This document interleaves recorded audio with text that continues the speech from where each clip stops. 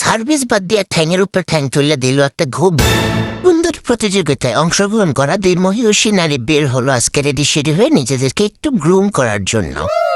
দুষ্টু মহিলার ব্যাগটা দেখে আমার বোরকার সাথে একদম ম্যাচিং হয়ে গেল। আরে ব্যাগের তো সিন আবার খোলা, দিচ্ছে কি টাকা পয়সা কিছুই নেই, আবিজেবি নিয়ে রাখছে। দূর মানুষ চলে আসলাম আমাদের জাদুর বক্সে। এখানে আসলে তুমি সকিনা থেকে কারিনা হয়ে যেতে পারবা।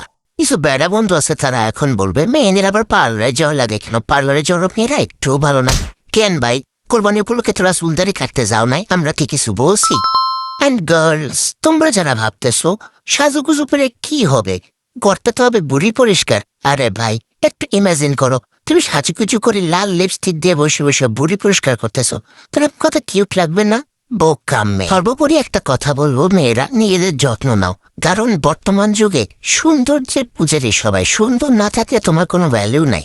আর খুব রিজনেবল প্রাইসের মধ্যে যদি তুমি তোমার নিজেকে একটু প্যাম্পার করতে চাও, তাহলে তুমি অবশ্যই এই ভাবির কাছে আসতে পারো। ঘন্টার পর ঘন্টা পার্লারে বসে থাকা যে কি বোরিং, আমার একদম ভালো লাগে না। লোকেশনটা তোমাদেরকে দেখাই দিতেছি, যদি বুঝতে না পারো অবশ্যই আমাকে কমেন্ট করবো, আমি ভাবির পেজটা তোমাদেরকে ট্যাগ করে দিব।